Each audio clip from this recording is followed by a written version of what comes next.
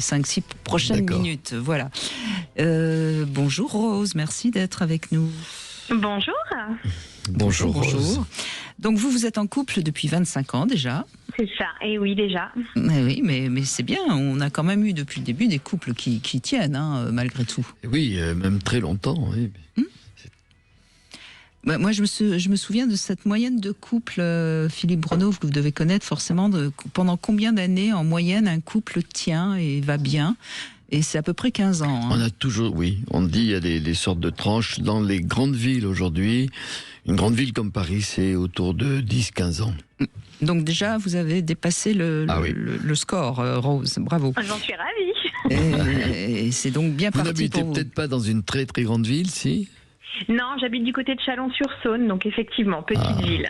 Oui, mais avec que ça joue. Ouais. Avec la chance mais de vous avez un truc pour que ça dure. Racontez-nous. Oui. Alors moi, en fait, ce que je fais déjà depuis beaucoup d'années et que je faisais avant de rencontrer mon mari, c'était de partir en vacances toute seule. Et en fait, je continue. Je le fais tous les ans. Je m'accorde environ une semaine par an où je pars toute seule. Je déconnecte, sans mari, sans personne. Et j'en ai besoin, en fait. Ça me fait un bien fou. C'est excellent. Et ça fonctionne très bien comme ça. Ah oui. Et donc, c'est votre semaine par an de liberté totale. De grande liberté, exactement.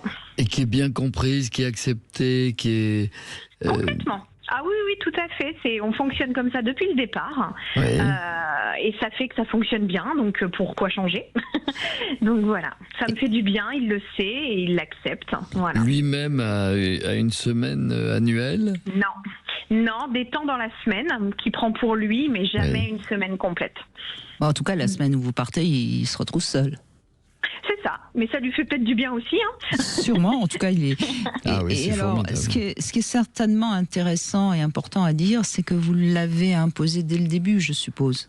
Oui, on en a discuté en fait dès le départ. C'est quelque chose que je faisais avant de le rencontrer. Je partais déjà régulièrement toute seule. Il savait que c'était quelque chose que j'appréciais énormément. Et voilà, ça me tenait à cœur. Et donc du coup, naturellement, j'ai pu continuer à le faire sans que ça pose problème.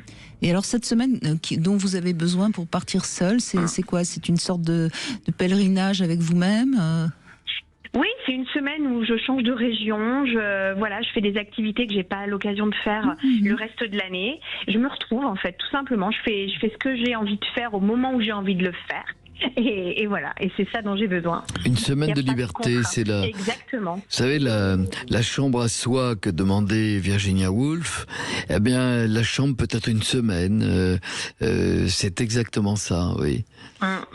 Mais je trouve très intéressant votre témoignage, parce que je crois réellement qu'on a tous besoin d'une bulle de liberté, mais de soi à soi, c'est-à-dire d'être vraiment seul. Et il y a des personnes, ça va être 1 heure, il y a des personnes, ça va être 1 semaine, et peut-être qu'il y a des personnes, ce sera 1 mois. Mais je crois que c'est bien de vous être rendu compte de ça et de l'avoir tout de suite imposé au début, parce que je pense que sinon, il n'aurait pas compris peut-être au bout de 2-3 ans. Et puis j'ai surtout bien expliqué que c'était pas contre la personne avec qui je vis, c'est pas contre mon entourage, c'est vraiment un besoin de retourner de me ressourcer, et c'est tout, mais c'est pas contre lui, et il le sait très bien.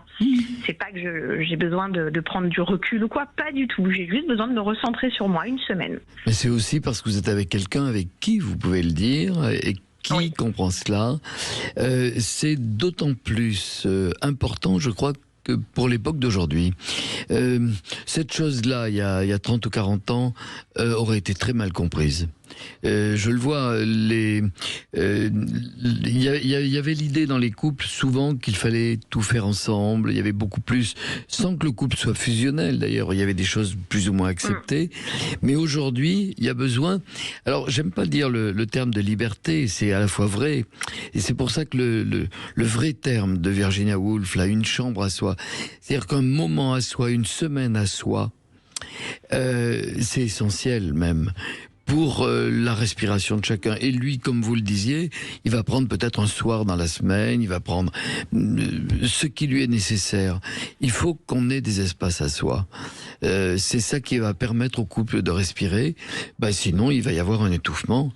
Et l'étouffement, il est souvent dans le fait, par exemple, qui est souvent sous toujours des très bonnes raisons, de toute façon, on est un couple, on fait tout ensemble, ensemble, oui, mais ça fait la mainmise de l'un, c'est-à-dire une espèce de contrôle. Je crois que le fait d'avoir un espace, temps ou espace à soi, est essentiel. D'ailleurs, la formule est drôle, hein, c'est quand on dit on ne fait qu'un, oui, mais c'est lequel? Oui. C'est toujours la même histoire. En fait, un couple, c'est vraiment 1 plus 1 égale 3. Hein. C'est-à-dire chacun plus le couple. Et oui, il y a l'histoire d'être... c'est-à-dire que je ne vis pas que avec toi, je vis aussi avec moi-même.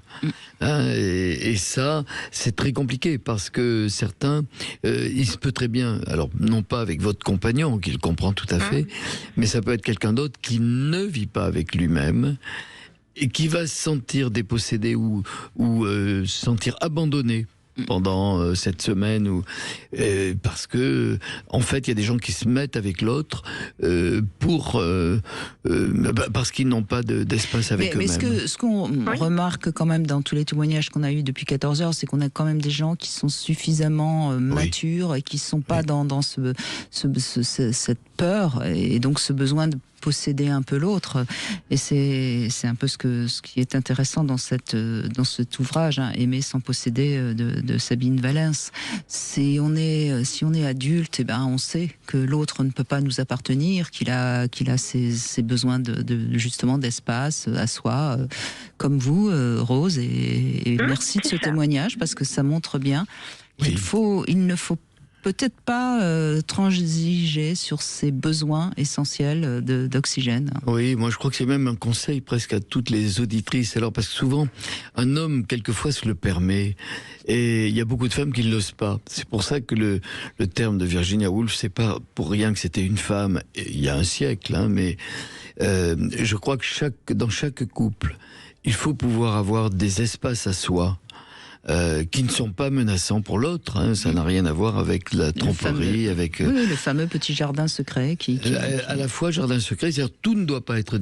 la transparence ne doit pas être totale, mais ce n'est pas parce que on le trompe, c'est-à-dire tout simplement ne pas tout dire, c'est pas caché. Merci beaucoup, Rose. On va conclure dans un instant avec Manuela qui a réussi, semble-t-il aussi, à associer liberté et engagement. Elle nous raconte ça dans un instant.